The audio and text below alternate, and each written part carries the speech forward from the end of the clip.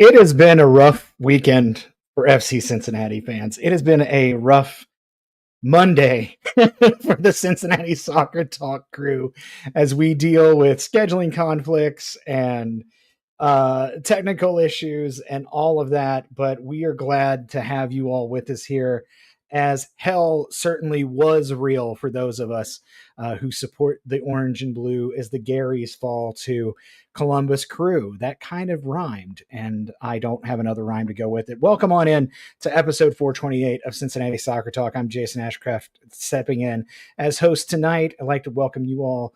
A very fine welcome today to our two co-hosts. First of all, we've got Jose Guerrera. Jose is muted. It's my fault. Lousy 48 hours, but but we're here, in the good, bad, the ugly. That's what we're here for, to talk about soccer in the region, regardless of what happens, the result. So glad to be here.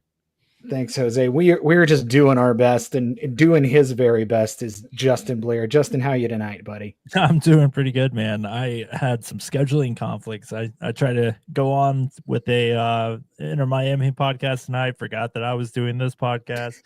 It's been a scramble the last few hours. So I appreciate you having me on, being patient with me, Jason. Justin, I got to ask, are you wearing a goalkeeper's jersey? I am. One of Cincinnati Soccer Talks. I got the pads, dude. I'm ready to go. You're ready to dive onto the ground. I stupidly decided that I would pick up the gloves and go around town and be a substitute goalkeeper around town, just so I could go meet new people and experience a little bit more of the soccer scene in Cincinnati. So it's been a lot of fun. I'm not the greatest goalkeeper in the world, still trying to figure out when it's time to come out, when it's not. But I'm learning from a center back. I was a center back CDM when I played at Western.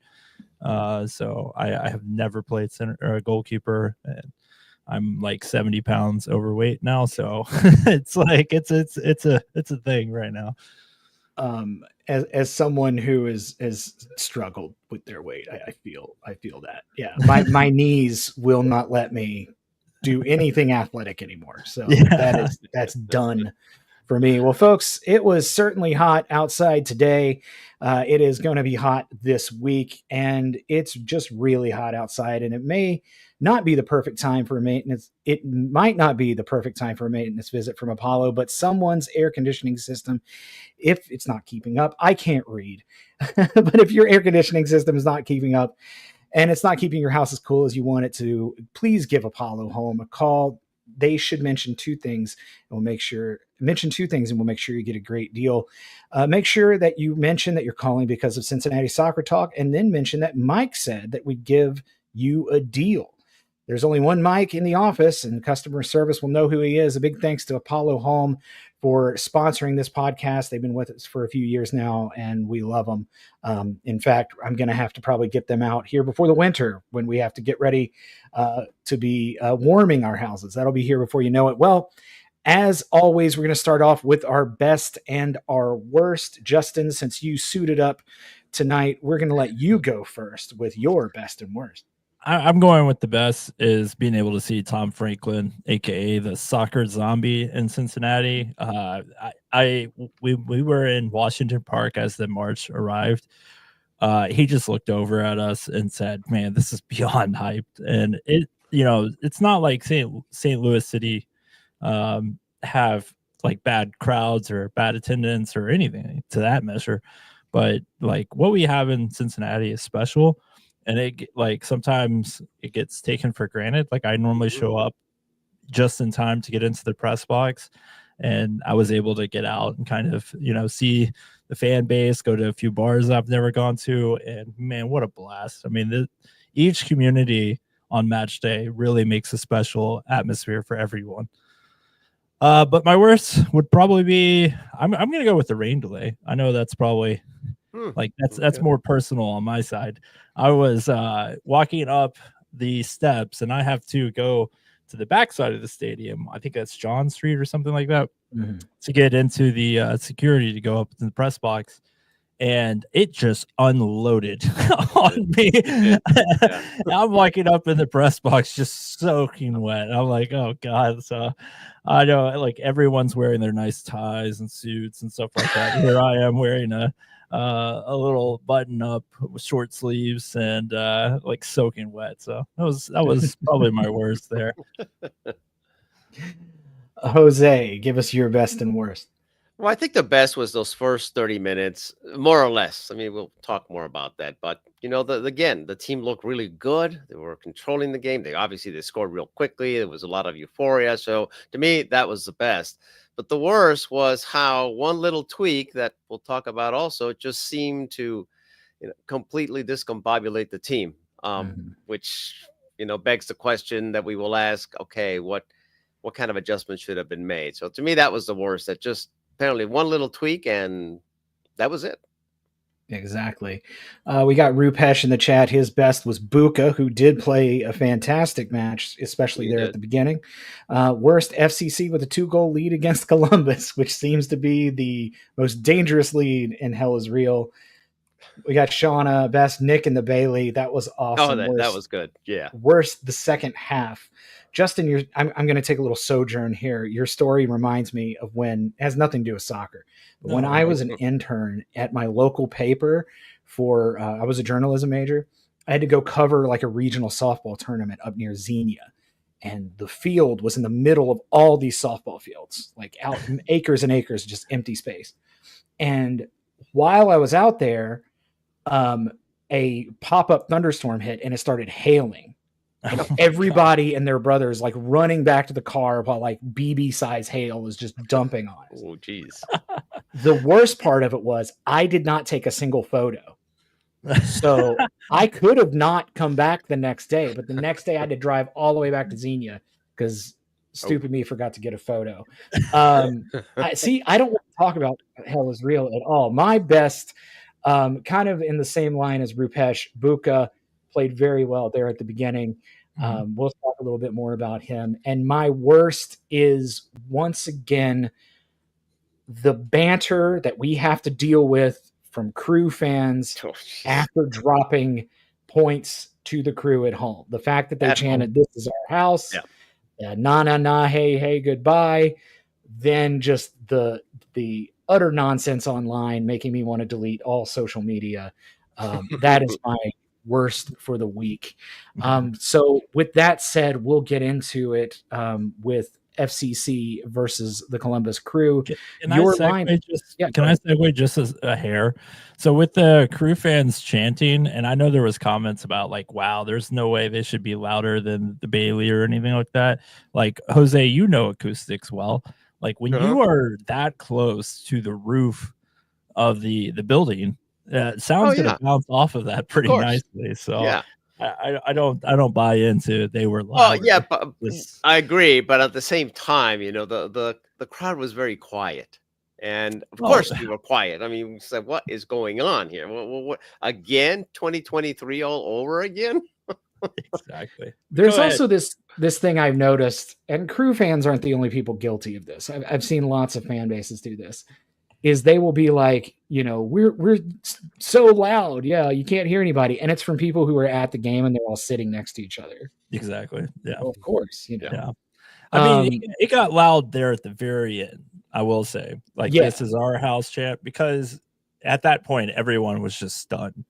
Like, how could this collapse happen? And we'll get into what played into that collapse. Yeah, exactly. So let's start off with our starting lineup here. Obviously, Roman Celentano in the goal. Your back three of Lucas Engel, Miles Robinson, and Matt Miazga. Luca Orishano out on the wing back, along with DeAndre Edlin on the right wing back. Anunga and Buka is your defensive mids. Evander is your center attacking mid, and then Kamara and Denke up front. Guys, when you saw this starting lineup, this was the lineup that we had played previously in our previous match. Only one change, if I remember, was Miles Robinson. How are you feeling when you saw this lineup come out for FC Cincinnati? Oh, I mean, it's the best lineup we can have right now. Although I always question, why don't we start Dado, give him some minutes at the front end, but that's another discussion. But I felt, okay, well, this is right now, this is the best lineup we can put together because of all the injuries we have. However, even from the start, I had this nagging feeling, is Nancy going to come after us on the left side? Because we know that's our weak side. And it's not that I'm a guru at tactics and whatnot, but we've talked about this before on the show and in other forums. So when I saw the line, okay, this is the strongest line that we can put together right now. But what are we going to do if they start coming after us on the left side? I mean, are we going to shift players? Is it going to shift formation? Well, none of that happened. Exactly. 100%. So FC Cincinnati comes out a house of fire. In the very first minute, Pavel Buka with a goal, a rare goal from Pavel, even though he is more than capable of scoring. FC Cincinnati flying high. Justin, what was the reaction like in the press box as you were watching this kind of early start from FC Cincinnati? I remember one of my colleagues, and I won't mention who that colleague was, but it's hilarious when you're up in the press box because you're doing so much. And in particular, like I don't do a lot of tweeting, and I apologize if people are counting on CST's tweets during the match, but I don't do a lot of tweeting. A lot of them have to like run an entire web of their persona up there. And one of my colleagues was like discussing the goal that had just happened. But we were all talking about the 5th minute goal that just got scored. So he was like trying to catch, like, what, we scored twice now? So it's chaos in the box. But the reaction up there was just, I mean, as you know, it's pretty sterile up there, and it should be, right? Professionalism. Sure. But it's that you couldn't like help but kind of laugh about the scenario. I mean, like taking it to the crew. Two goals in a row, really getting off to that hot start. The Bailey was going nuts. I personally was looking at the weather delay as being a concern because, you know, the energy of this stadium was about to explode when the Bailey was marching in. And then it went on a delay for 57 minutes. And then boom, immediately right off the bat, we hit a different level immediately. So it was just explosive, and I think we were all surprised that FCC scored those 2 goals that quickly. Yeah, you mentioned Evander in the 5th minute with his 13th goal of the season, now leading the team, just one ahead of Kevin Dinke. Fellas, one of the things I noticed about Evander, and I like Evander, don't get me wrong. I think he's an MVP candidate, MVP caliber player. I think one of the things going into this season that we kind of knew about him is that he is not a very defensive player. He is basically a non-factor on defense. I hate to say it that way. Lucho was able to be a better defensive player.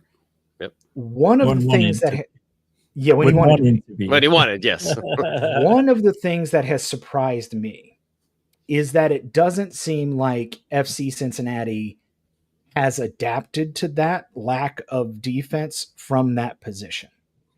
Maybe I'm wrong, but I feel like if you know that one or two of your players are going to be a defensive liability or non-factor, you need to game plan around that.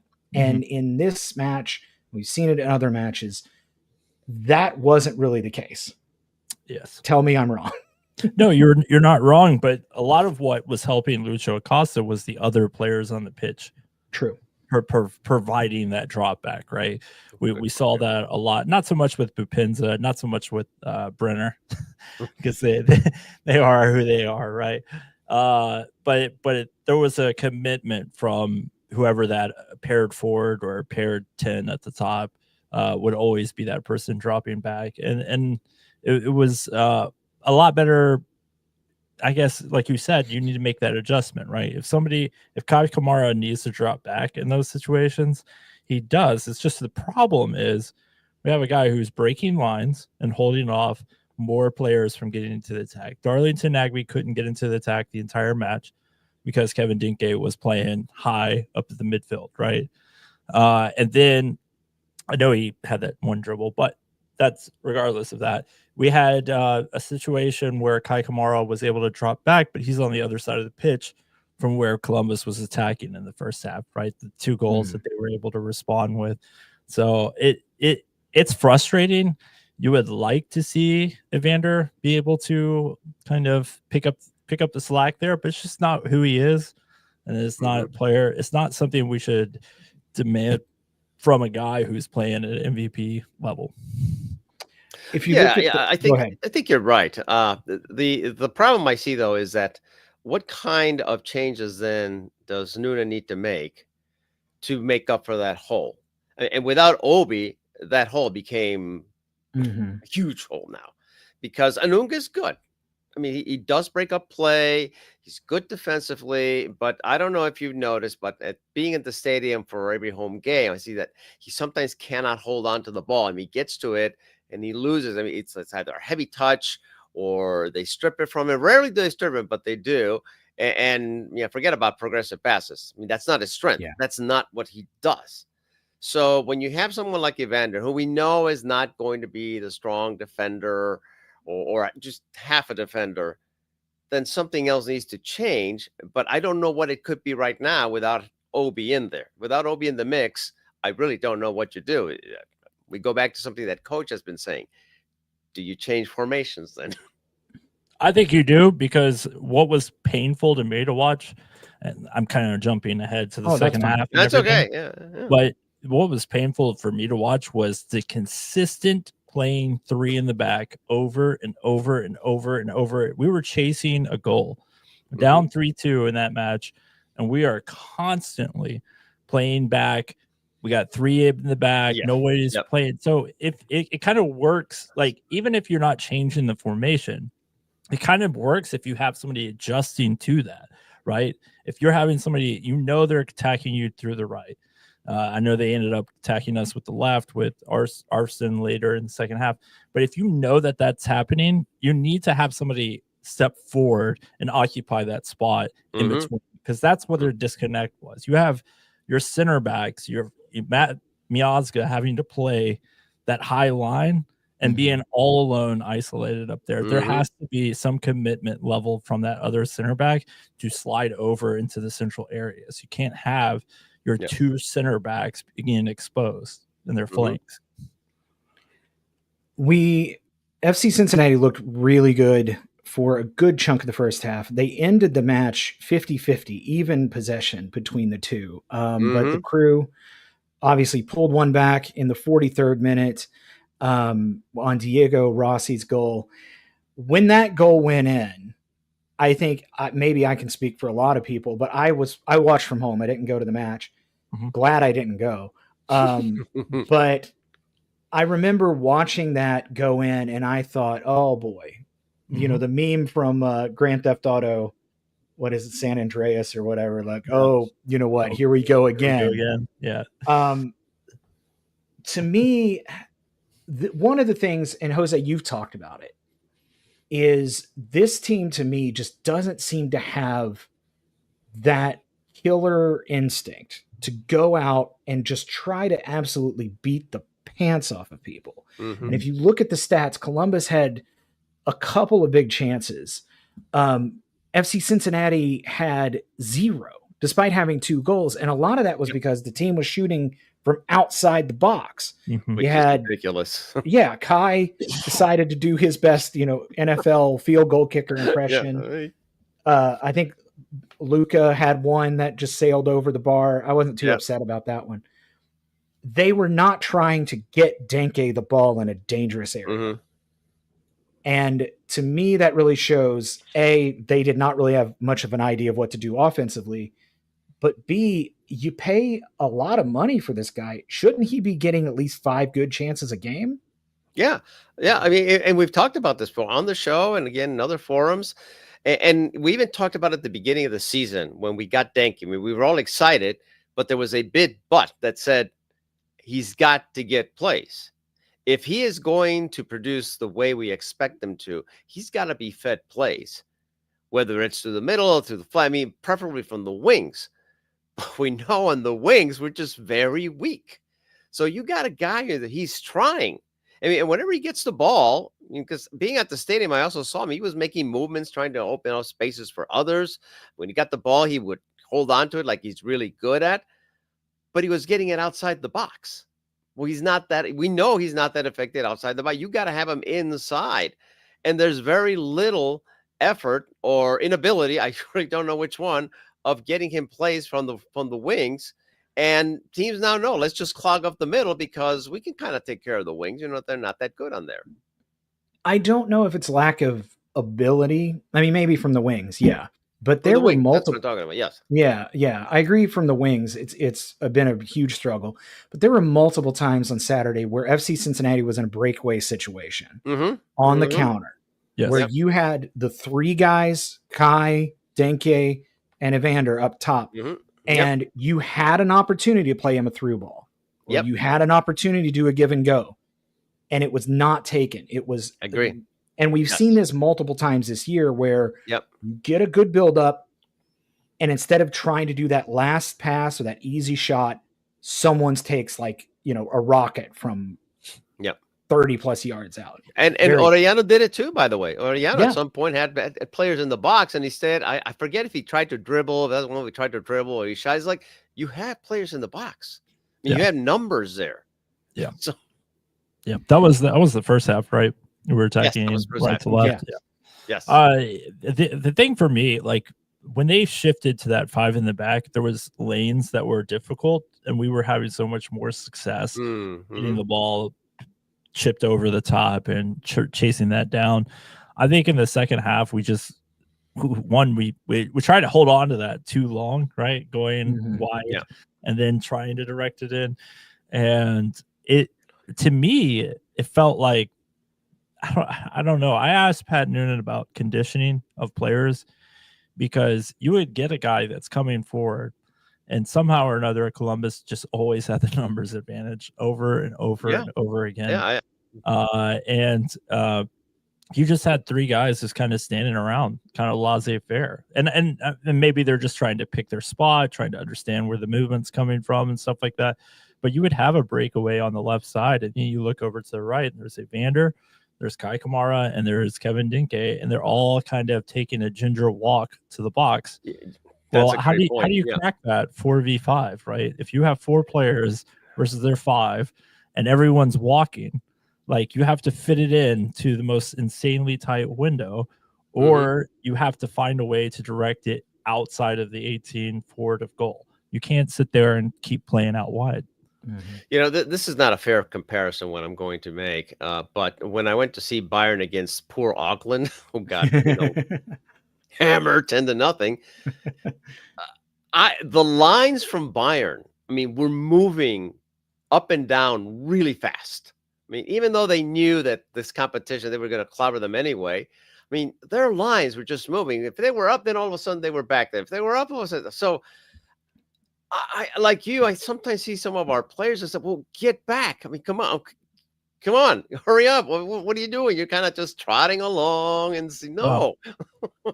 Yeah, that was what was so frustrating to me to watch, is because, I mean, I'm not a Crew fan. I do love the MLS, and I respect a lot of the teams. And Crew, to me, have been, I like Cucho Hernandez last year was just a machine. Like, I have never seen that guy break a sweat. I've never seen him tired at all. And they're just flying up and down the field left and right. And it's a system thing. It's a thing that's something that Nancy and his technical staff has been able to commit. You have a bunch of faceless, nameless players that play center back or play midfield positions and stuff like that. And they're flying up and down the pitch like their hair's on fire all the time. And that's what FC Cincinnati really lacks. And Justin, you mentioned, I mean, is it a conditioning issue? It might be. It might be just like a bad situation where you have a bunch of players who, like Sergio Santos was a guy that. Well, yeah, I mean, he would pace out for 5 minutes, but you have players like we've seen players like Powell be a guy who's going to play box to box. He loves playing up top. He loves coming back. He's just all over the place all the time, and he's not our youngest. Most I know that's just it. But Dado Valenzuela is another player that plays box to box, no problem at all. and we just don't have that right now. We have people that just kind of, sink their head a little bit whenever they're not, having the best night, or, when the tide turned. It was just like, I don't know. Like Pat Noonan, I think credited to the Heat, kind of a weird schedule. Just said, every team's got to deal with it. Yeah, but to be fair to him, I'm just like, it wasn't like he was making excuses. He said this was an embarrassing performance, but I asked him about the conditioning, and clearly there's something there that I'm seeing. You mentioned something about players, their heads down. I was very concerned at the beginning of the second half before the kickoff.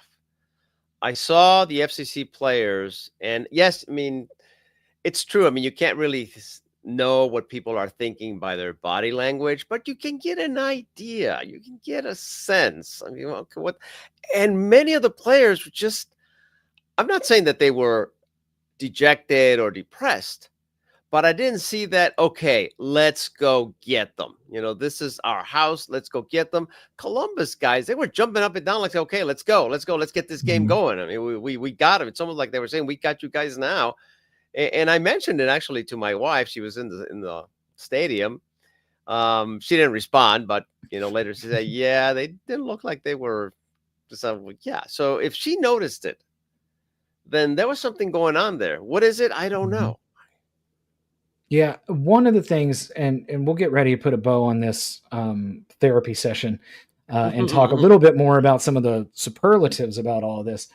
But one of the things that Wilfried Nancy has done, and this is a comparison that I do want to make with him and Pat Noonan, because both have been Coach of the Year. Yes. Both of them have gotten all kinds of accolades and very successful. Mm-hmm. The one thing that I've noticed about FC Cincinnati since 2023, so we've got a year and a half of this, is when they get down, there is, like you mentioned, they seem to like not have a lot of fight to get back into it. Mm-hmm. And we noticed, like in 2023, we had some big losses, like to Miami in the U.S. Open Cup, Columbus, St. Louis, Columbus in the Eastern Conference Final. But there were also a lot of times where you felt like, oh, we're not out of this game. They're going to come back. And I don't know if that was having Vasquez and Brenner. I don't know what has changed.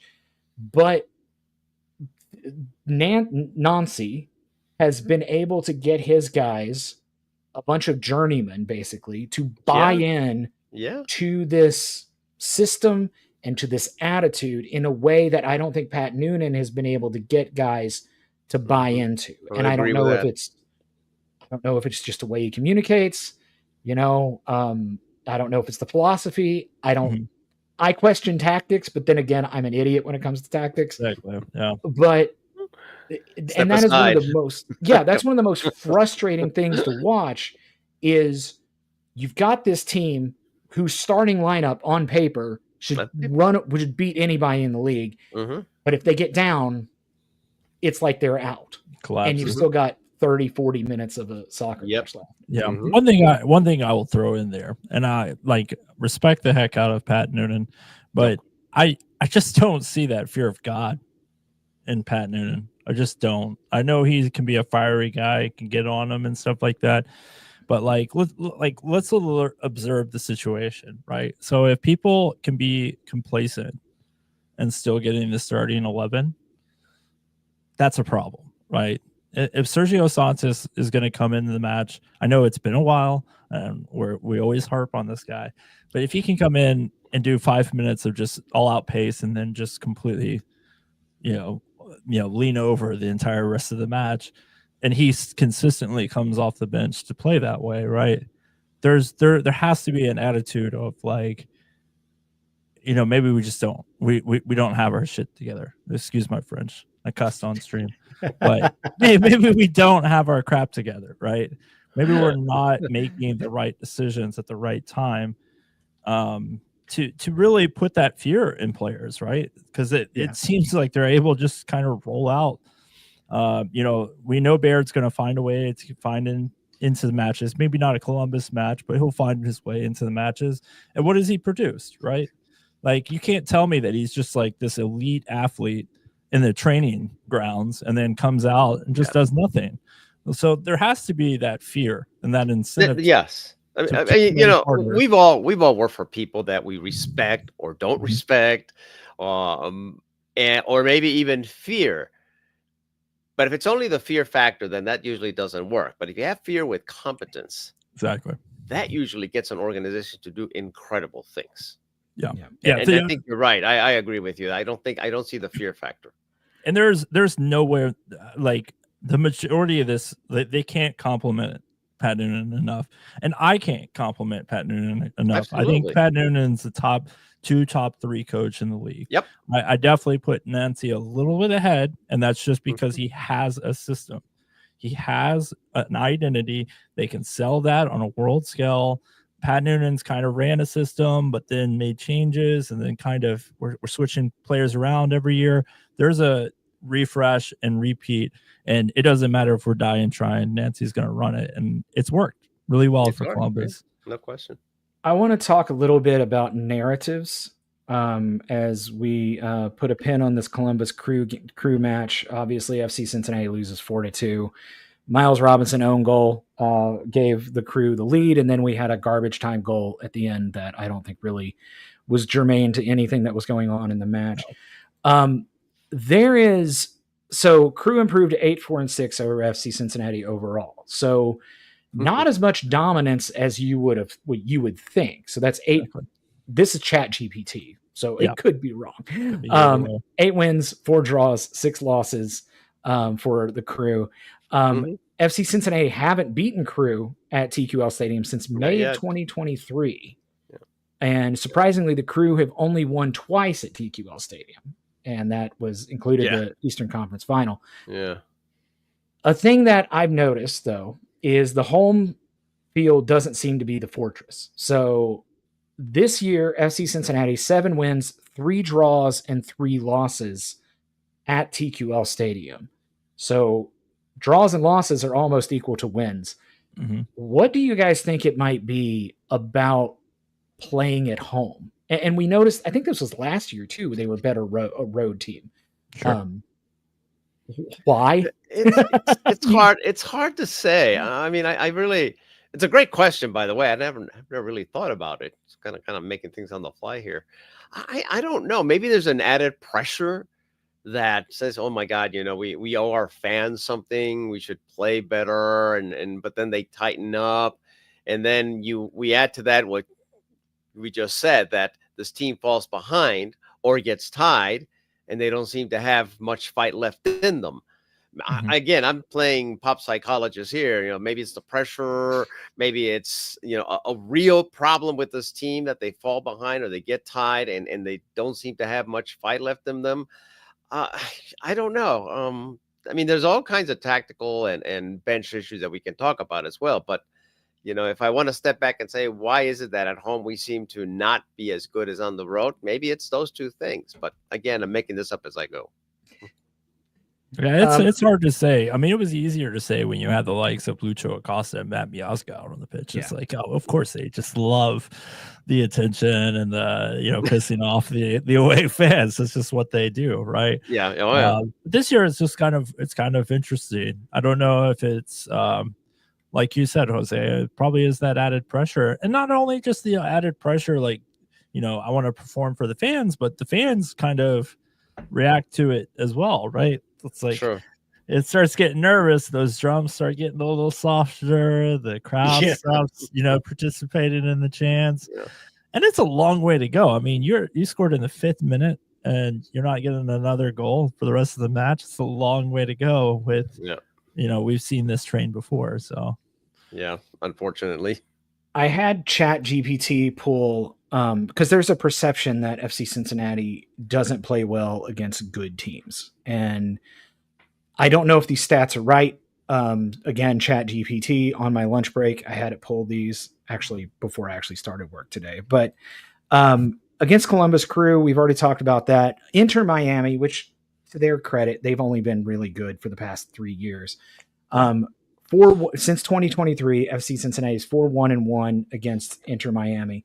Philadelphia, if I'm correct here, in 5 matches against the Union, FC Cincinnati is 2-1-2. And then Jose, I noticed in the rundown, you had some really good notes about teams and how FC Cincinnati plays against them. Yeah, I mean, because you guys have heard me say this ad nauseum, and you probably hate me for this. I say, well, 1 goal wins are not sustainable. I says, okay, let's look at the numbers, because at the end of the day, I'm a numbers guy. So I did a very quick and dirty analysis, and of the 11 victories by 1 goal this year, 8 were against teams with losing records. Now, however, 2 of those teams were repeats. So, okay, 6 teams that we beat by 1 goal that had losing records. Okay, well, that's not too bad, right? But then I started digging a little bit more further. Okay, well, what about the 6 teams that the teams that we lost against? Okay, well, 3 of them had losing records, and one of them has a really bad losing record. So now I start to see something here. Okay, so the 1 loss, the 1 goal game wins, maybe not too bad, but the losses we had against 3 teams that have losing records, and one of them has a really bad losing record right now, well, that raised my eyebrow. Okay, maybe 1 goal wins are sustainable, but why are we losing against bad teams? Why is it that we can't just roll over them? You just annihilate them, get 4 or 5 and just coast, or 3 even, just coast. So what the numbers are telling me is, okay, maybe it's not too bad that we were winning by 1, but 8 of those victories, 11 of those victories came against teams that had losing records. I'm sorry, no, 11 of the victories, I'm going to look at my numbers here. Sorry about that. 8 were against teams that had losing records. Yeah. All right. But again, if you subtract that 2 were repeats, okay, so 6 teams that we beat by 1 goal, yeah, not too bad.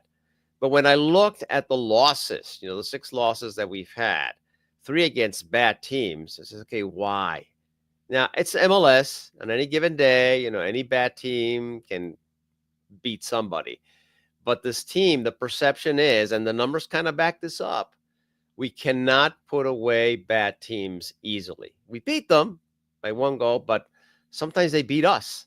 Or we wind up, getting buckets of water out the boat at the end because they're all over us. This is a bad team. What are you doing? So, that's kind of what the numbers showing. And this was, again, quick back of the napkin calculation I did based on FB Ref, I think.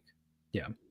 Well, it's just if I can, for a team that's this high up at the table, it's just a flawed team. It just is what it is. Like there are very big problems with this club. I'm not ready to sound the alarm and freak out. No. Burn the ship or anything like that. It's just not a good fire everybody cohesive unit. It just isn't. It's not a unit correct. that can go out and do those kind of things. We have 2 insanely good attacking players. We have 4 or 5 players behind that we feel pretty good about, right? But they've shown the inability to be able to work together at times. We haven't seen a lot of players with each other, with Miles Robinson being out for the last little bit here, and then the injuries, and Matt coming back, and was Matt coming back, and then Nick came in. But what's concerning to me is just if we're not able to just put away teams and stuff like that, we have to make changes. We cannot just keep beating our heads against the wall. And maybe with we're just not going to be. This happens every year. We're just not going to be out of the supporter shield race. The East doesn't want to win the supporter shield every single year. You could go 4 games without winning a single game, and somehow you're still in 1st or 2nd place. Now, to be fair, there's a lot of teams in MLS who would love to be in our position, right? Yeah, exactly. But it's almost like we expect excellence now.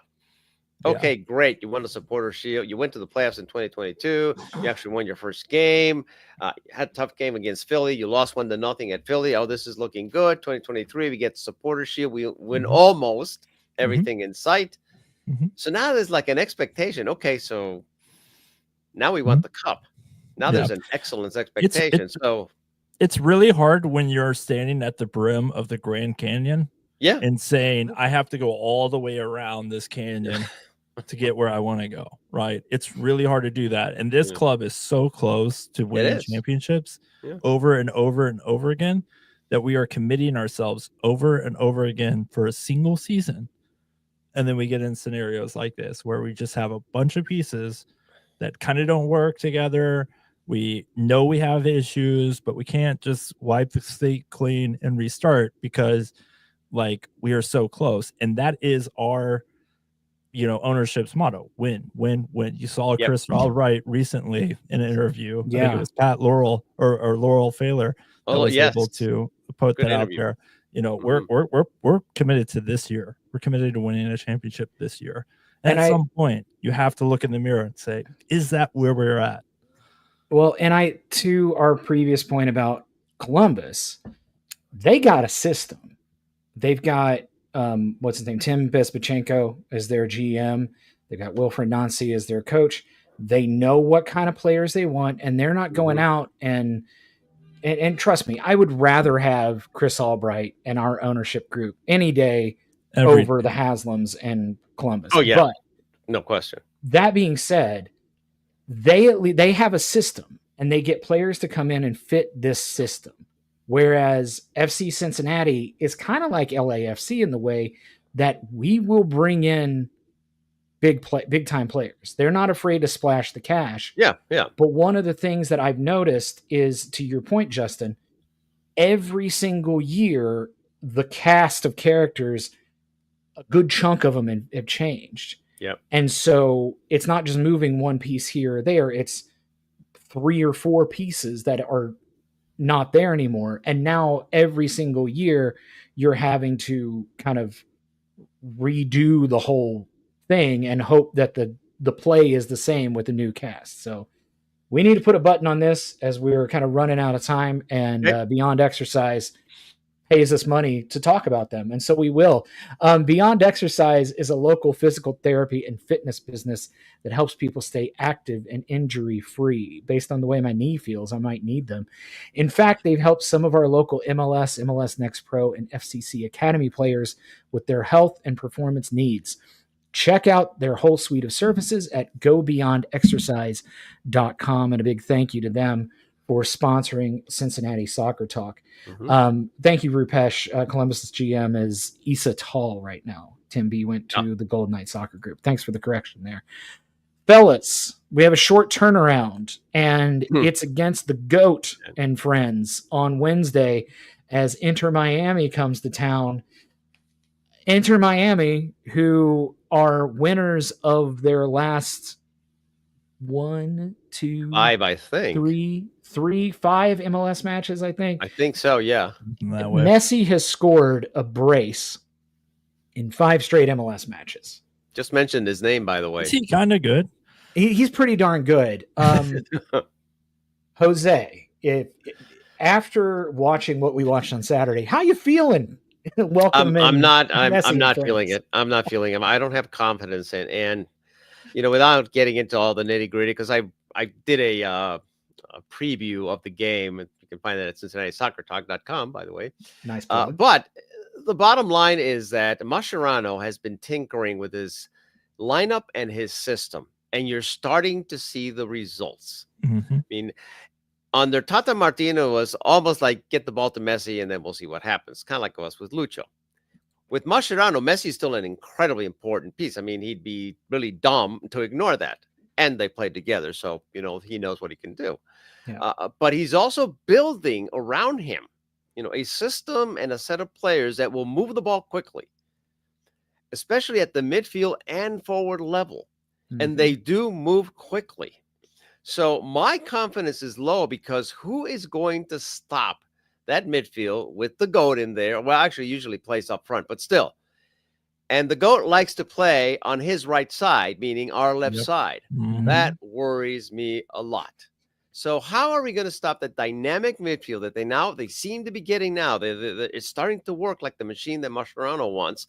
And then the GOAT on their right side. I just don't have a lot of confidence right now. The thing that has surprised me about Miami this year, and they're currently 5th in the Eastern Conference, but it's anybody's race still at this point. Yes. Messi, Suarez, they are still going a full 90 They are for a lot of matches. No, well, I don't know what these guys, if they've gotten into the horse placenta diet or whatever it was. that who was that used to eat? I don't know. You know who I'm talking about, right? There was like me. some player, Jeremy Lance Was would there? know. Oh my God. Jeremy Yeah, there would was some know. player in Europe who like would eat horse placenta Oh, in order to like because it has Sounds stem like- cells or something. in it. Sounds like Ronaldo to me. Sounds It like might have been. anything Wouldn't to doubt it. engineer his wouldn't body doubt it because to that do guy it. is so fit. My God. Yeah, but these guys, it's not like they've dropped off. Justin, they're out there. Club World Cup. Diego Costa, Rupesh is our stats guy. It's not like they're taking a break. I kind of feel like Miami is also in win now Yes. mode. Yes, that they're insanely hungry to win now. I mean, you saw it with Tata Martino. They won the Supporter Shield for Christ's sakes, and they fired Tata. Like they looked at the picture and said, "Hey, we're not going to be able to make that last 10 yards where we're at right now. We need to move back and change the way we're doing." A lot of that had to do with how horribly managed the back line was. Oh yeah. For the last couple No of seasons. question. Yes. They had some really, really bad pieces back there. But I mean, Marciano hasn't been absolved of it. I mean, they had that horrible run of stretch at the beginning of the year. They're still tweaking. Yes. Yes, but now it seems that they've caught that stride. They know what the expectation is. All 22 players know what that expectation is. They're going for it, and I'm with you, Jose. I mean, after watching that match against Columbus, not just the Columbus match, but pair that with the match we played against Sporting Kansas City earlier this year. That horrible game that we were saved by a bicycle kick, right? It's just not giving us that warm and fuzzy feeling that we're going to be able to compete. I just don't know who, like you said, with the players that they have, who's going to be able to keep pace with it, right? We've kind of completely abandoned Gilberto Flores, and Teenage Hidebe was able to come in as a substitute in the last match, right? But then you get into midfield, and I'm looking at the midfield, I'm like, there's nothing much. During the substitutions, we have to look at Nato Valenzuela, a forward, as a player that we're going to put back there in the 8th spot. Yeah, so because Yuya's still out. We are extremely thin, right? Yeah. Obina, Yuyo, all of them are gone. So we need to find a way to have pace. And we just have a bunch of, with all due respect, junior Morenos. We have guys that are really good at picking their spots and being intelligent and using their positioning on the field. But we're playing a team that's going to be coming straight at us.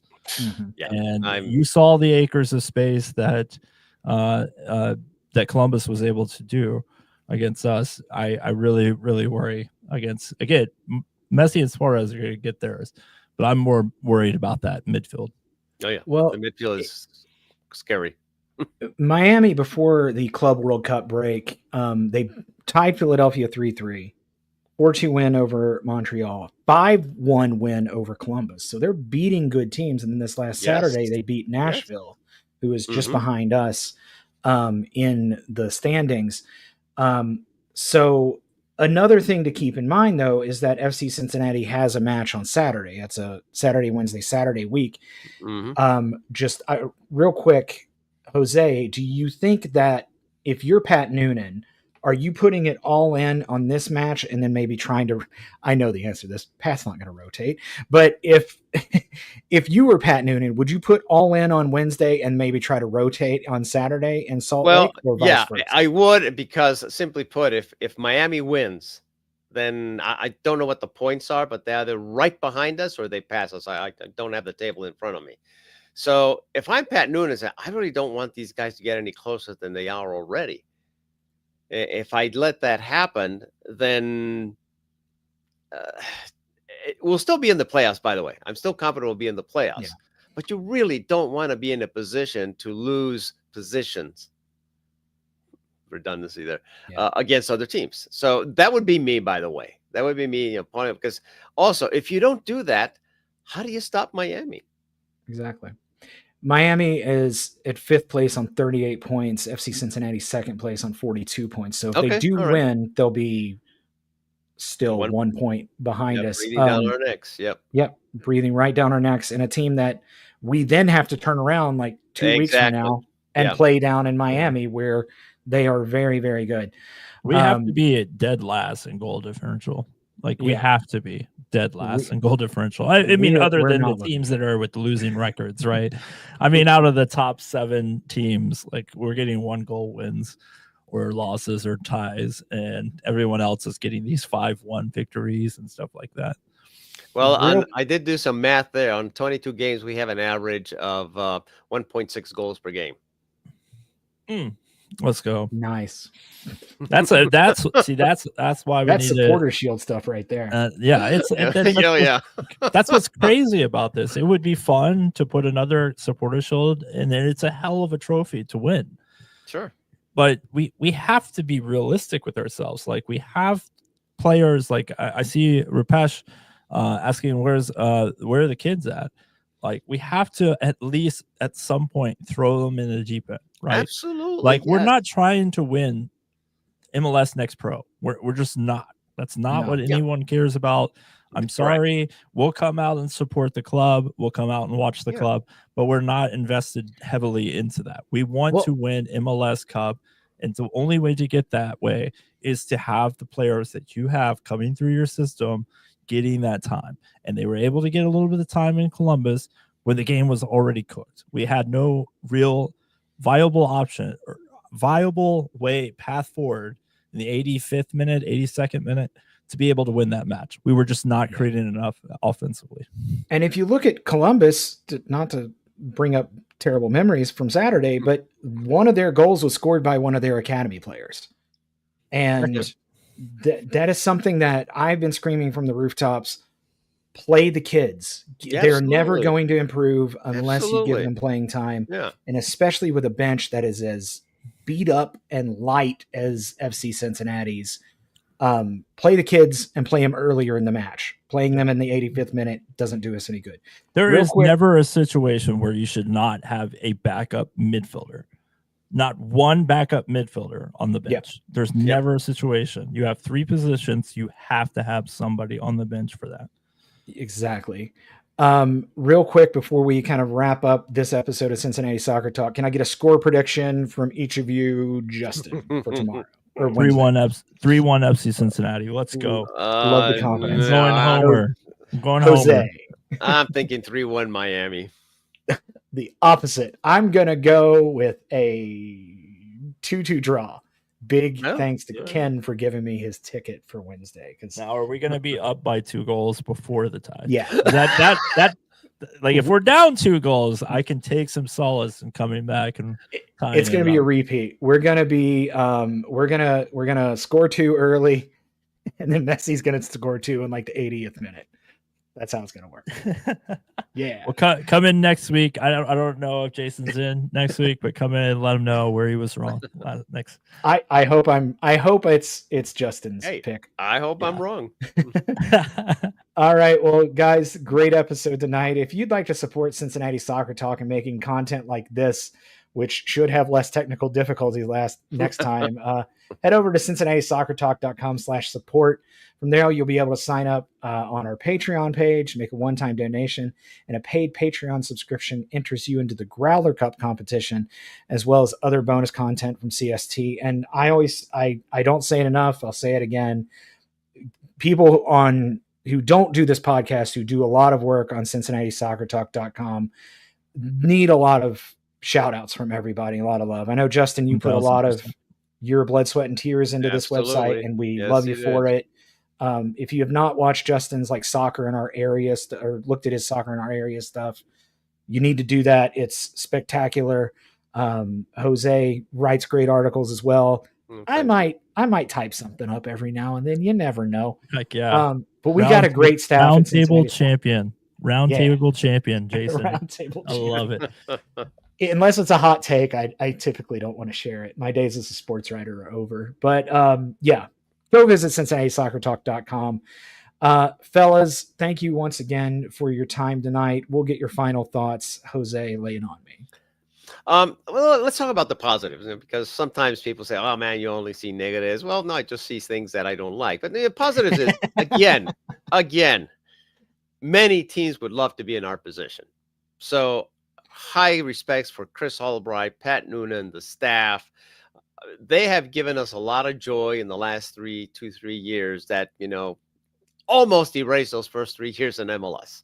So I got to say that up front. However, and again, going back to my 1-goal wins are not, sustainable. I think again, it's just that I started seeing patterns even from the beginning of the season. Patterns, breakdowns in the back line, a lack of team cohesion, losing focus. No killer instinct, putting away teams that we should just sweep them aside. Just get it over with. Don't wait until the last moment and be bailing water. Our thin bench. Yes, some of it is due to injuries, but I also think even without the injuries, is our bench strong enough? I'm not sure right now. The coaching, and here, yes, I am going to criticize Pat a little bit. There seems to be, I don't know if it's a reluctance or an inability to adjust tactics halfway through the game. Hey, something's happened. We got to change tactics now. Whether it's a change in position, a change in players, or just shouting instructions, hey, we need to do something different. Lack of leadership on the pitch is very concerning all of a sudden. I thought with Matt back there, things would kind of, okay, we got a leader there. But after Saturday's match, where were the leaders? I mean, where was the guy or the guys who say, hey, guys, okay, we're tied. We can still get them. We are a good team. We're a strong team. Let's not let these guys win here in our home. So there was a lack of leadership that was appalling. And my final thought is championship teams need to be mentally and physically tough. Physically tough, now I'm starting to wonder too. We talked about the fitness. And mentally, well, the last few games have not been very encouraging. I mean, that good championship teams are going to be mentally tough and say, okay, we're down 2-0. We're going to come back. And Columbus showed us that, by the way. Mm-hmm. So that's it. Those are my final thoughts. Thank you, Jose. Justin, final thoughts. I just want to piggyback off that last comment. Yeah, but last championship teams don't get yellow cards for dissent in matches. I will say that. I will say big shout out to Northern Kentucky Nitro for wrapping up the OVPL men's league. Big shout out to them. They put in a lot of work and effort into this. I know Sean Eubanks is an incredible person, does a lot on the soccer YouTube community, but he's also a fantastic player, manager, and coach of youth soccer. So I just want to give them a big shout out. They do things the right way and they give back to the community. So couldn't look for a better team to win the river of OVPL. Awesome. Thank you, Justin. My final thought this weekend, if you notice behind me, there is a license plate and you might be able to make out that logo on it. That is my truck's license plate from when I lived in Utah for 8 years. And yes, that is an RSL logo on that license plate. I will be heading out to the Salt Lake City area on this weekend to visit some friends and to also see FC Cincinnati play at RSL. I know the guys from the Postcast are going to be there. There's a few other people who are going to be there. If you're going to be there, try to hit me up on the socials and let me know. I would love to see you. Might even do a YouTube vlog about the whole thing. Ooh. But if you have not had the chance to go to an away day, I encourage you to do that. We are very fortunate. I was watching the Soccer Zombies video to kind of circle back to him, where he was talking about how tough it is for him in St. Louis to be able to get to MLS games being so far away from everywhere else. And he pointed out Cincinnati and Columbus and how close we are to so many different places. So if you get an opportunity, go up to Columbus, for hell is real there. It was a blast. Go up to Chicago, especially when they get that new stadium built up there. That's going to be wonderful. We are very lucky to live where we live. And if you get a chance, go to an away day and support another city's economy for a little while. So really looking forward to this weekend and looking forward to Wednesday night. And hopefully we come away with 3 points. So for Jose, for Justin, I'm Jason. We'll see you next time.